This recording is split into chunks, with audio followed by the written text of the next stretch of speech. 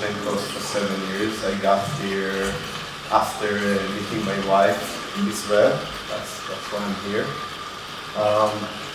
And yeah, I'm actually spending most of my time here, even though I've been working in London and New York and Tel Aviv, but I've been here since the beginning of COVID, just like kind of like, yeah, this is where I spend most of my time at the moment. And as Joe said, I'm usually working in photography field. I'm showing works all over the world in galleries. And sculpture is, I wouldn't say it's new for me, but it's a new way for me to check my photographic sculpture, photographic practice. So I love to look at things, and I love trying to understand how they work. And yeah, I'm really enjoying spending a lot of time sitting and looking around. And the river, Maroochy River, is one of the most special places for me here on the coast. I'm surfing, so I'm walking on the river mouth. I swim at the river, I kayak on the river, I just sit and look at the water. And when I moved here, I was trying to learn about this place and try to figure out where I'm living now and what's special about here. So one of the first stories I heard is about how the river was created, how the mountain, Kulu Mountain, was created in Hungary. But that's not my story, so like, I mean, you can go and read about the stories, but it's not hard to find if you're not familiar already with that. I think it's important. But yeah, in general, the story really touched me, and I decided to do a work about everything, kind of. That was my beginning point. I'm not there, in my own opinion, quite yet, but I think I'm like in a good spot and on my way. So I was thinking about beginning and ends, and I was thinking about what is everything. So I got to water, and then I took on like a kind of did a takeoff on the story of the river, and took some water from the river and added my own tears,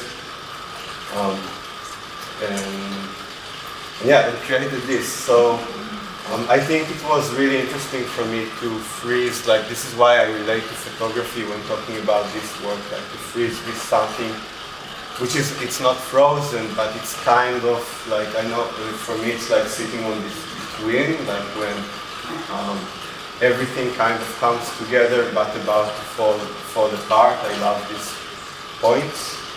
I'm trying to find these like points in my artwork, also in photography, that you get this like feeling of chaos, but like everything is like very organized at the same time.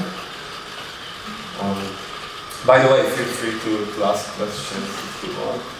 I'll tell you how it's working if you want also.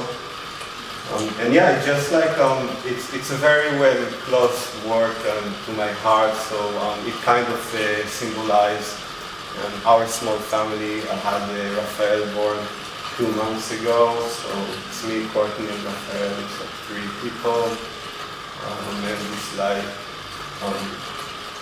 vortex, like maybe for me, is like symbolizing like life force and power.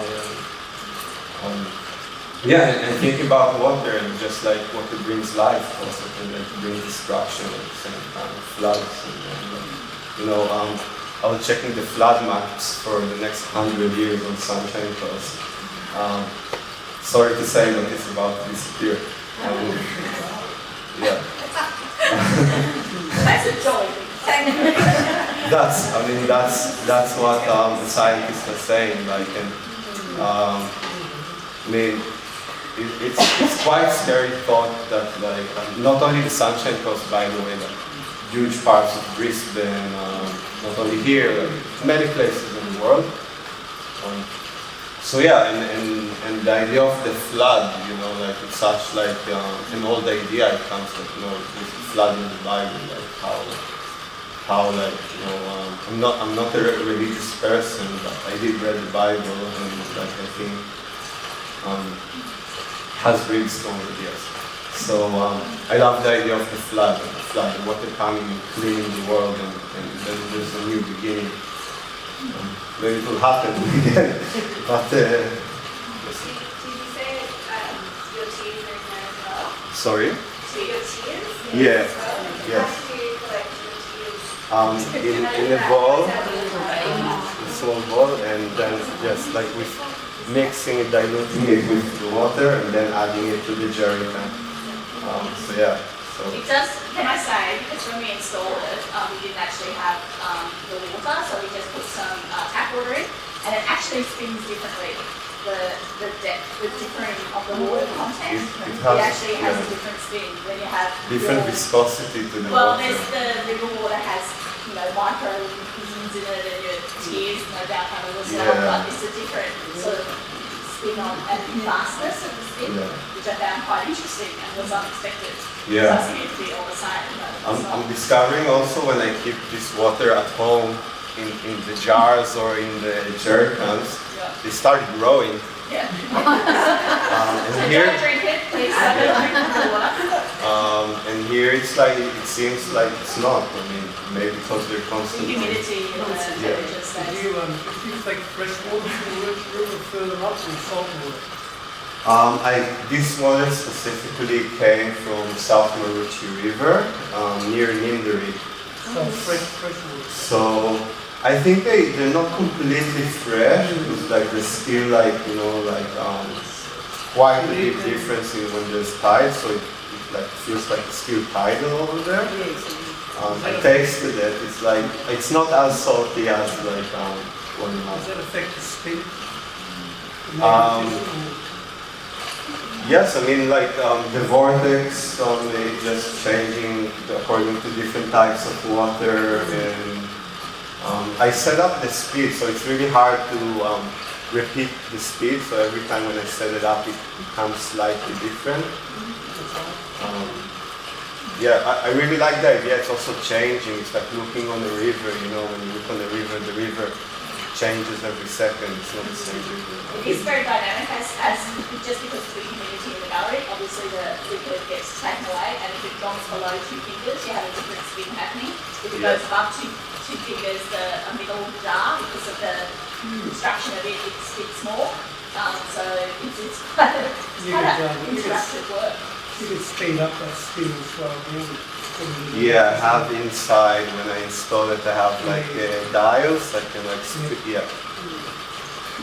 Yeah, so also when making this, I was thinking about our planet, Earth spins and magnetic forces. I think the most profound thing about this for me is learning about the massacre and therefore the symbolism and the connection of the tears. And I was fascinated by the three that I asked you, remember about why the three, because to me, it sort of hauntingly suggests a man, woman, child, and you said, yes, I just had a baby, and I thought that was lovely. But it's a very fascinating piece and quite profound, and of course, the ancient Egyptians are fascinated by the same sort of thing happening on the edge of the River Nile, which became motifs for all of our decorative arts for centuries. So it is quite a fascinating thing that we've written about, especially this one, and this local knowledge is fantastic. The layering of it. So visually it's something, but then if you actually stand there and think about it all, there's so much depth, dare I say, in just the elements that you've used and how they interweave into different sort of concepts and ideas and places within yourself. I find it quite an extraordinary piece. Do you have a question? The water sale, so the question is, if someone builds it, how would you maintain the water? What would you say that they want to keep going to the water? That's a good question. Yes. Maybe I would agree on a certain amount of liters, like 100 liters of tears and I mean, and then like they need to be really careful. I mean, then it becomes something precious, also a painting, like when you sell an oil painting, after 200 years it will start cracking, and it won't be the same. The colors fade,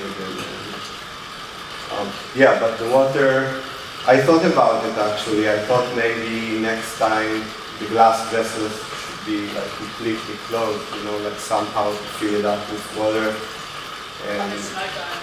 yeah, like use a glass blower to like literally lock the water inside like a time capsule of whatever water. It will grow, like, my sister's a big snow dome collector, and she has ones that she's had for 25 years, and they grow organisms in them. Really? It's quite interesting, yeah. Particularly the really early ones, which were years ago, okay. it's a water substance, so. The scale of the sculpture, is that, I mean, a consideration? For example, you put it big or small or whatever, so. So this one specifically is scaled to be like just so I would be able to participate in this show. So there was, for 3D objects, there was a limitation of 50 by 50 by 50. I had another version of this one, probably like 3 times the size with 5 jars. And the next version would be hopefully in about 100 jars spinning around. Yes, we're working on it. We're working, and I'm using now Courtney's, my partner, to use, and also Rafael, like my son. Like I can't ask him if he agrees or not. He's producing quite a lot. Yeah, so that would be the next one, and I would like to use different water sources, so not only work with Maroochy River. It would be interesting to see. I don't know, like water from different sources, from a dam, that maybe dam water, like, you know, they spill in a different way, or a few different, or rainwater, just water tank. Yeah, so it's interesting to check many water sources. Yeah, just, I was studying chemistry, and so I know what's going on in there, but the other thing is the physics involved. You've got interesting reflections coming off. I'm sorry, I can't hear you. You've got interesting reflections coming off through the thing, so you can actually see the vortex from the one behind reflected in this one here, etc. So, notice that at first, but it's Yeah. the next one. Yeah, it depends. There's many things happening also. If you light it up in a different way, it can like project it on the wall. Yeah, yeah. Yeah, so I actually used, just talking about how it's working, I don't know if it will like destroy the magic or not, but most people are quite interested. So there's like a laboratory magnetic, like, you know, like mixer thing. Yeah, and it's just inside. And it's strong enough to work through the wood. Yeah. But it's really annoying because people are fascinated with it, and if they just touch it and move it slightly off, it stops. It stops, yeah. And then you've got to try and Jumps. angle it and find where the connection is. So you can try to stop people touching it. But there's this sort of fascination with it, like it's really like. You haven't said it. Sorry? You haven't said it. Well, I can't hear. No, sorry, I can't hear anything in my You right can have ear. a bracket. You can have a bracket around it or something to stop moving. Yeah, it's like all mounted inside. No, the glasses. So Out of they the glass, I can like lift it up. Yeah, so I mean, stop it moving. Yeah, because people do have a People need to shouldn't touch touch it. it. No, Yeah, I know. you can't stop it. Yeah. Yeah. So we're nearly, probably 2 minutes more. So are you, can I ask, so your practice is quite broad, Yeah. and you're obviously going to continue working in this manner, but you're still obviously doing photography as well. Yes. And your entry that you put in, which is obviously why you were selected, is a spectacular image of the larger piece, which you said but that photographic, are you making that part of the process as well when you photograph that work? Because it's quite beautiful when it's lit, and the shadows and the reflections that happen through the light. I mean, in this case, photography was more for documentation, and I'm just like, I care about how I document it. Yeah, actually, I used high-speed cameras to slow it down and to be. I want to look at it even. I want to see more details. So part of this is to enable people to go like this close with their faces and see how vortex mechanics work, like in the most simple way. that I don't think you get an option to do usually. But then, yeah, then I'm using like high-speed cameras to kind of slow it down and look at the bubbles and checking small details. Not sure what to do with it yet. Maybe like a series of videos or the sounds also. Like the sound is completely different when it's slowed down. It becomes like a bit of a scary sound, like rumbly. So presumably there's a little paddle down the bottom. Yeah.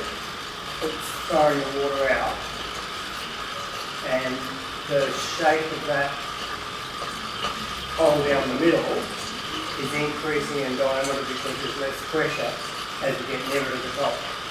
And as we get to the top, it really throws it out because there's no pressure above it, or there's less pressure. Is that the physics of it?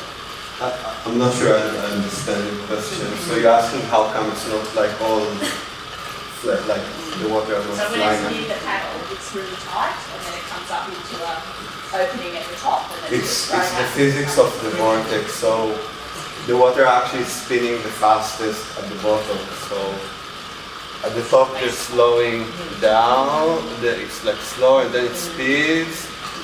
And here it's like traveling in the fastest speed it can travel. And then it kind of spits it out from the side. So it's actually really interesting to see if you drip a little bit of like dye or color, you can actually see how it travels down. And it doesn't like spread around. It has a very specific route. It's very